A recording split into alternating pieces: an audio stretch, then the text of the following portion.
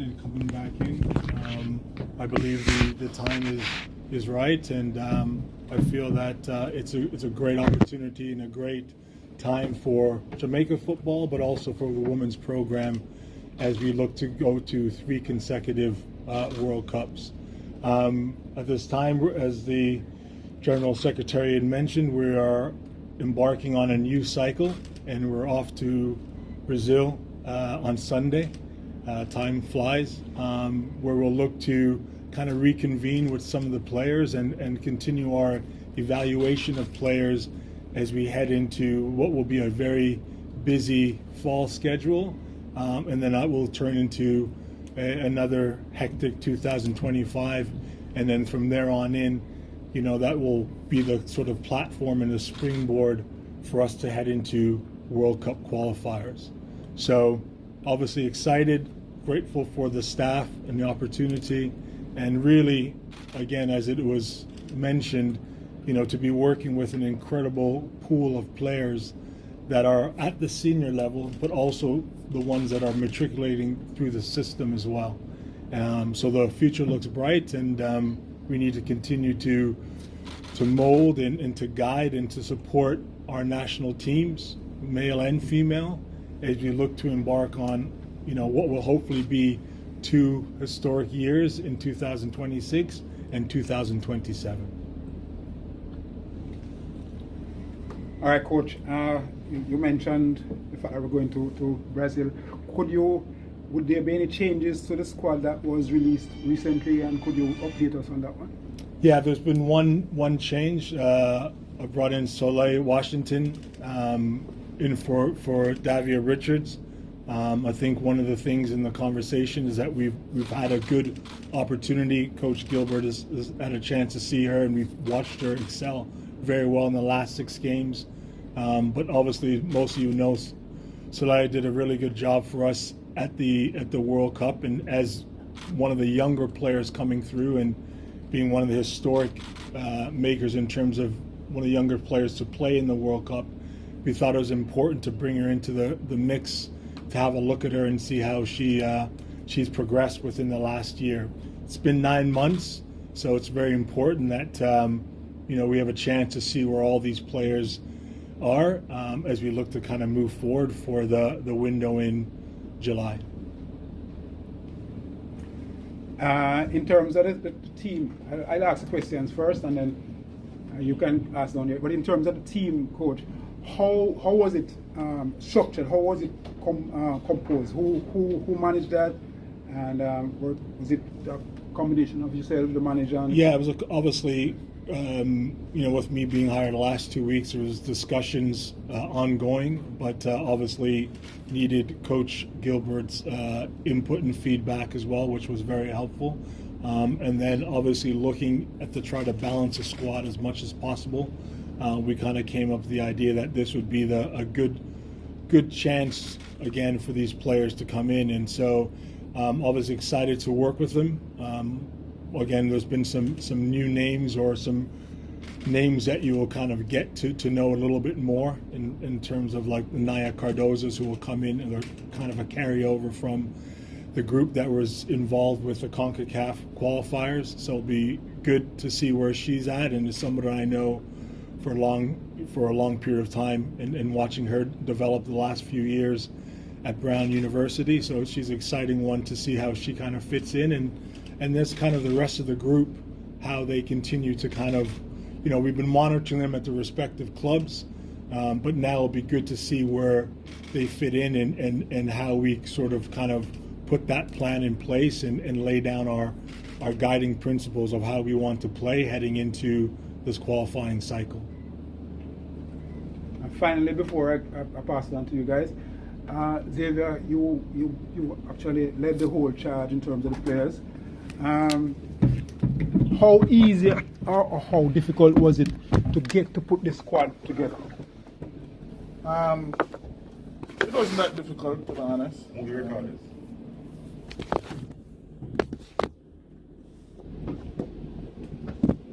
But we still had some challenges. Knowing the players were coming back, it was important to play in one of the top teams. and we had to look at players who are currently playing. Some of the players are not actively playing either, especially the ones who are in college. They had limited playing time based on their off season. So those are some of the things that we had to contend with, and we thought that it would have been best to ensure that we select the players who are in the best physical condition and who are playing currently at their respective clubs. All right, so over to the floor. Anybody have any questions out there? Starting Zeta, in terms of molding together that team during that period up to now, with the appointment of Mr. Busby as the head coach. What are some of the lessons you think you could impart going forward? In terms, I want you to elaborate on the lessons learned and integrating it into what is to come. I mean, pass on to the players, to coach? Or? No, general. Okay. General. I mean, there's so many takeaways from what has been happening and what had happened. But the important thing is that, I mean, we know that we have to amalgamate and make sure that we have the best set of players representing Jamaica all the time.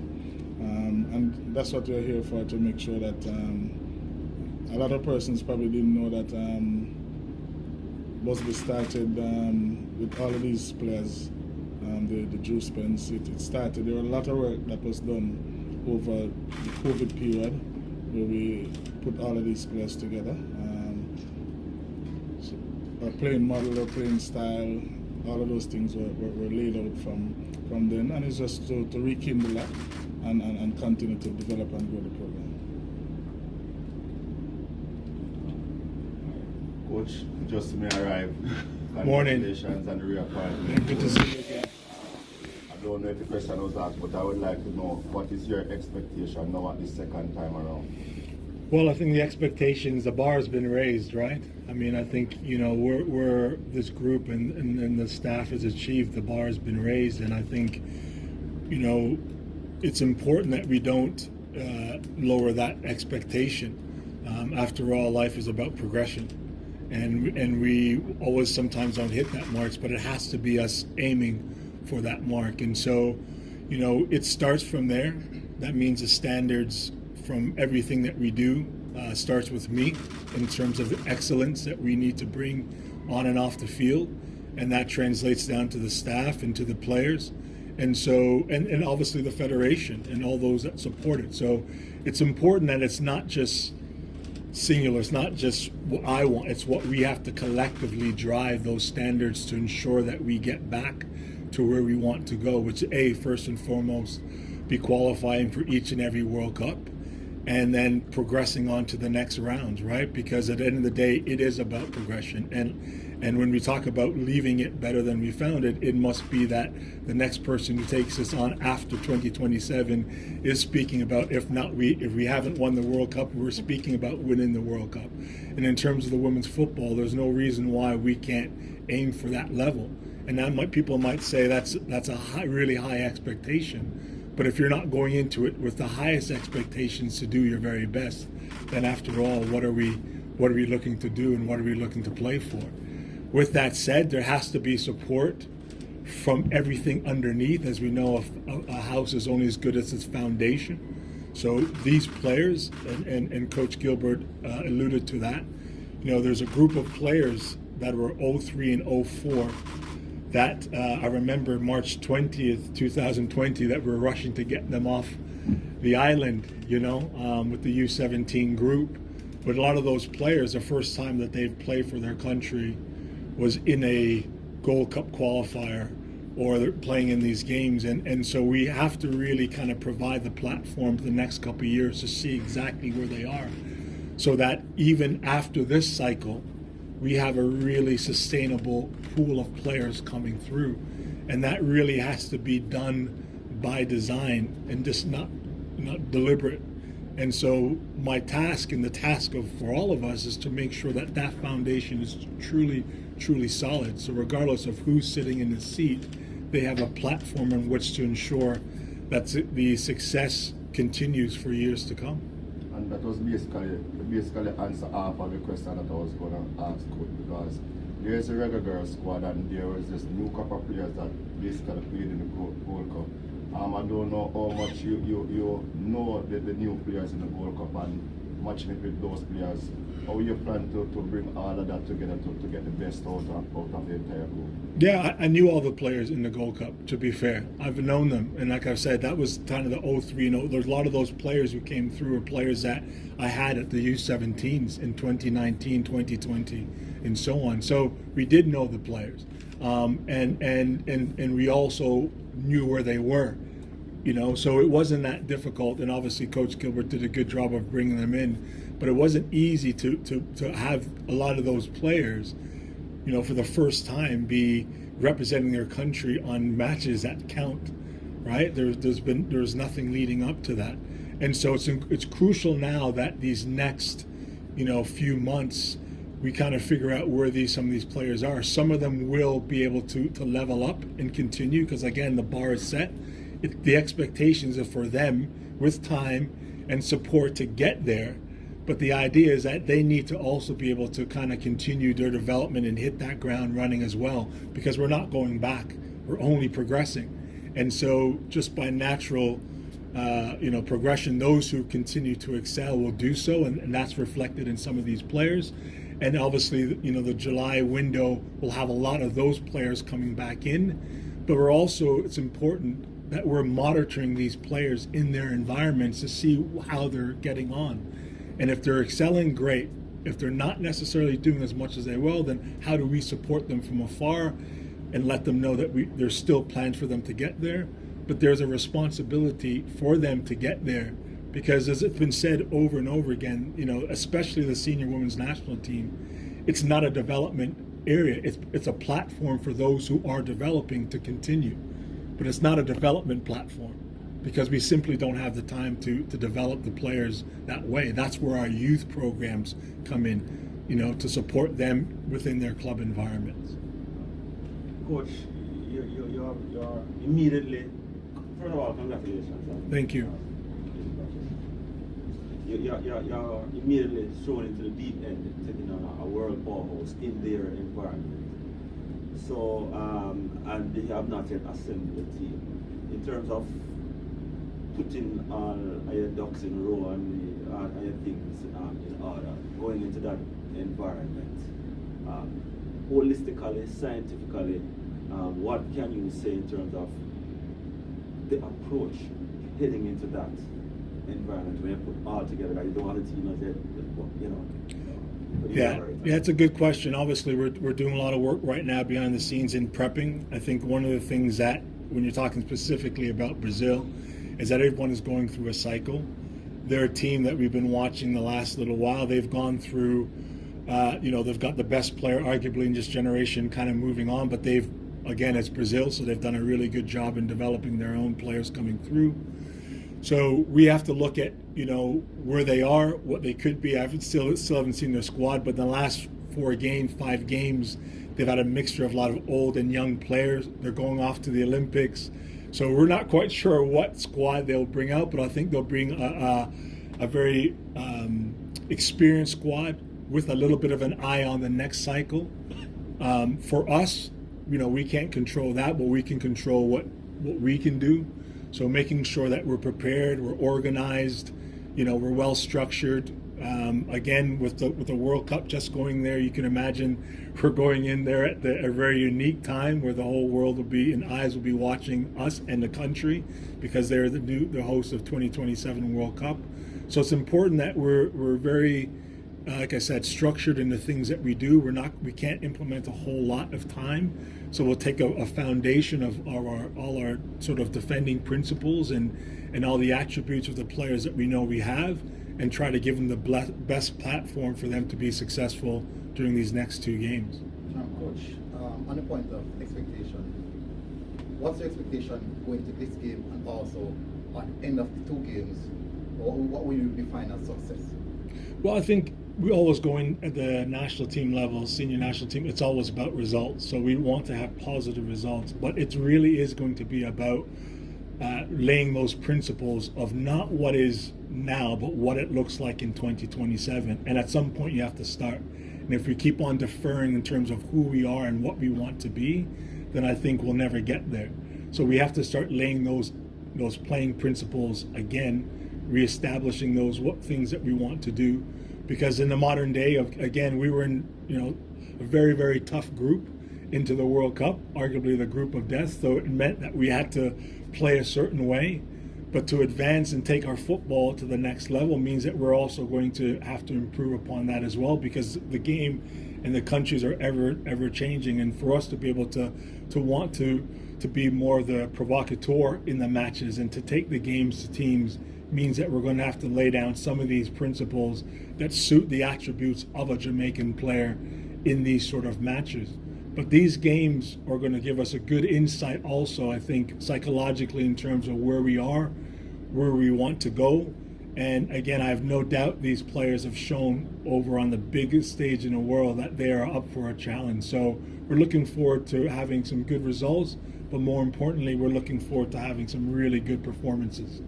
How important is it to acquire these high-profile friendlies leading up to the World Cup? It's everything. And one of the discussions when I spoke with the Federation about us paying, and listen, we are the beacon light for the Caribbean. We want to show everyone what can be, and we want to bring on our fellow countries within the CFU as well. But for where we want to go, we have to play Tier 1 competition. That means we have to play teams in the top 10 of the world. That's the only way that we're going to continue to test ourselves to see where we are, and for all of us, including me as a coach and our coaching staff, to raise the standard. Because sometimes you play these games where they kind of cover some of the cracks that you may have as a team. And so the only way you really find out where we are is to play the best teams in the world, and we're looking to do that now heading into the next year. So I'm excited about that. We are playing one of the top 10 teams. I think they're ranked number 9 now. So and they have a lot going on, especially, like I said, this squad you have players who are trying to make that final 18-player roster, not 23-player, but 18-player roster for the Olympics. So you can imagine there's some motivated players in that shirt. Last question. How difficult is it in balancing the age bracket where you want to have senior experienced players and also younger players coming in who are looking towards the next World Cup, who might hit their peak at that point in time? Yeah, it's a good question. The good thing is that when you think about it, we've got young players who are 19, 20, who've been at a World Cup. And we were one of the youngest teams at the World Cup. So a lot of our players haven't even reached their peak yet. And yet we have all these other players coming through, which is why it's exciting time for the program. But it is about the balance. And it is about ensuring that we get the balance right with an eye of 2031. And even though I might not be here for that, it's important that we get that balance right moving forward. And with that said, those young players have to be able to be performing at that level, because if we have players who are, in their 30s and pushing on and playing at the highest level at that time, we can't just, push them aside for players who aren't quite ready yet. That's not what this program is. So we have to provide them and support them and give them the best platform to do well. And so, as you said, combining that is going to be a task in itself. But it's a task we look forward to supporting those players as they continue to come through those programs. And the best way to do that is to giving them the platform to be able to do that. And obviously, Coach Gilbert did a good job in the last round of giving some of those players an opportunity to show where they were. The Brazil team coach, it's that team we upset and basically knocked out of the World Cup. Think that will be a part of their psychology when they come into the game against us. They think they will want to kind of exact that revenge on us for knocking them out of the World Cup. And how much you think that will play into your tactics as well? Well, their motivation, I don't know, but I would assume there'd be 1,000% motivation for them. And again, you look at all the dynamics around this match that we have to really weigh up and take into consideration. There's arguably Marta, like I said, her, and I've had the pleasure of coaching Marta in 2009, and she's such a great role model for all the players around the world and what she's come through and what she's meant to the game. So this probably her last 2 games on home soil because she's retiring. Again, you got the World Cup now coming in their backyard, and as you mentioned, now you're adding the idea that we knocked them out of the World Cup. There's no other motivating factors than that to send them on their way to, and as I alluded to, it's definitely something that we have to manage, heading in. But like I said, these players and a group of these players have been around these big matches for a long time, and so I think they'll be able to handle that. And how will you manage your coping without the loss of Khadija? Well, any team in the world needs a bunny shot.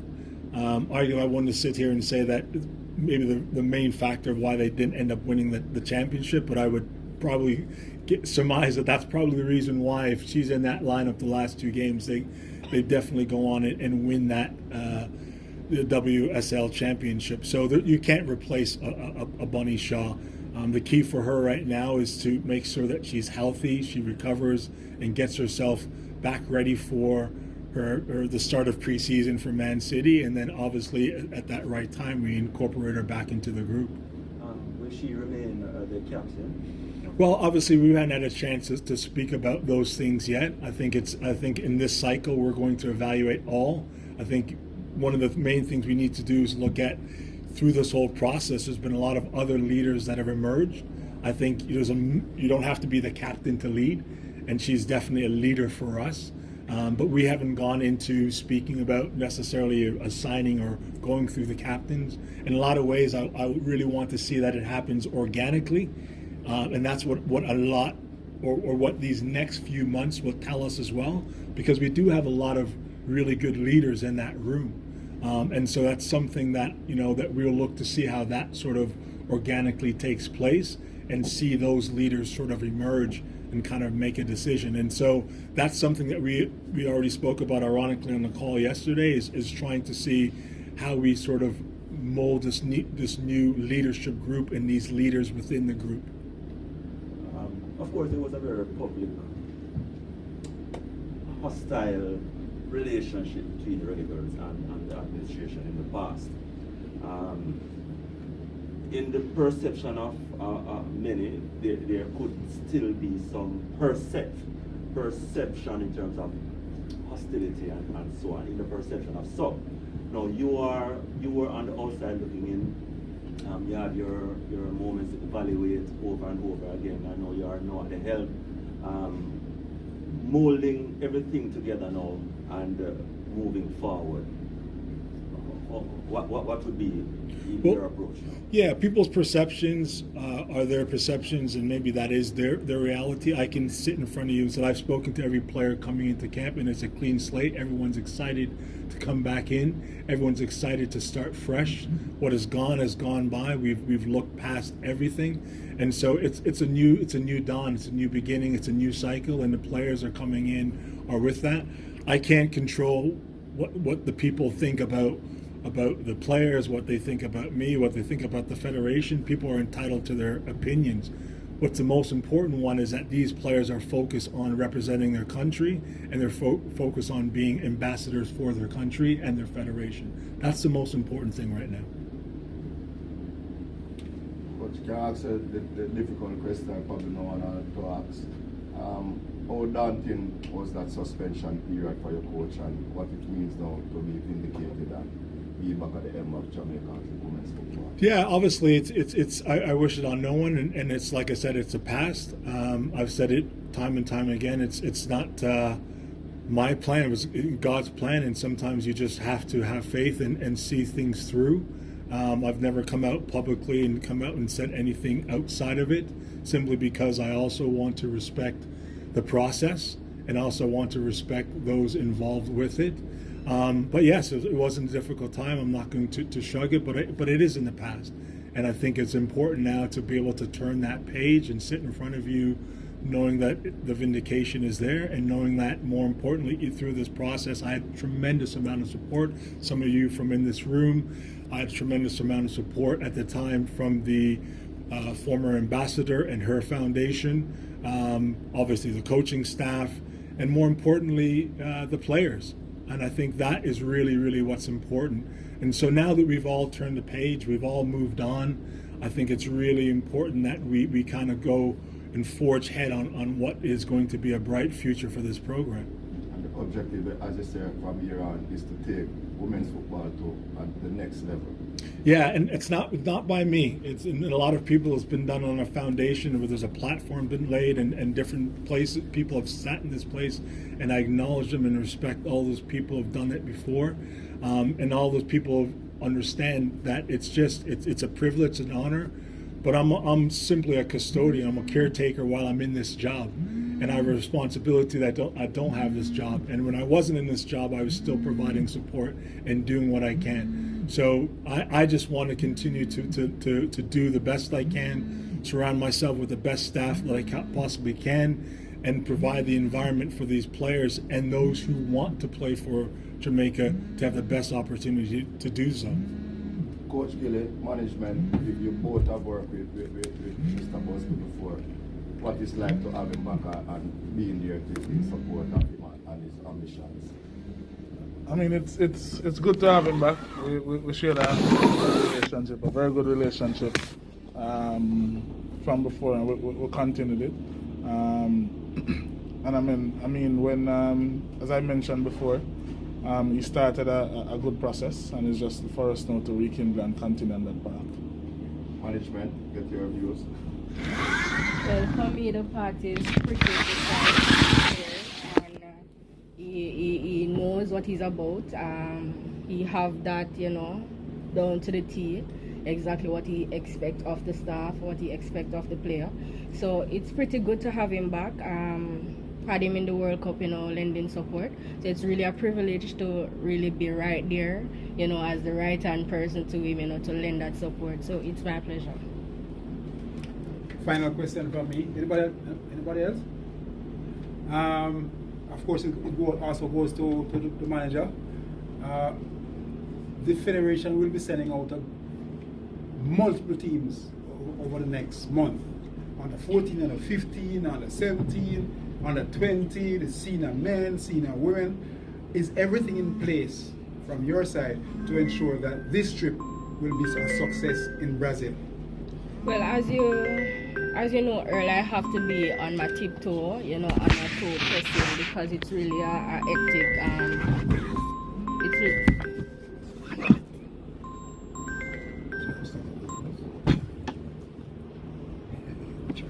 Yeah, sorry about that. Let's start over. Yeah, so as you know, Earl, it's a very hectic season, and it will be a very trying 2 months, to go by. But as the team manager, I have to be on tip-top shape. I have to be on my toes with accounts department. I have to be down to the T with every detail, every planning, every logistics, every single thing with the players. So it's a 24/7 job. It's not just, coming in 8:30 and going 4:30. It's right round the clock, ensuring that everything is on point for these windows. And yes, for Brazil windows, I'm not letting up. Everything will be in place. Everything will be started. And we'll be ready to travel on Sunday. All right, sounds good. All right, so that's it. All right, so I want to say thanks again to the coaches for being here. Welcome again, Coach. I know you're solid, so we expect good things from you. And of course, Xavier, the hard man in the job, the man who has held it together when you were not around. And of course, management. So, media, respect again. All right? Thanks for coming.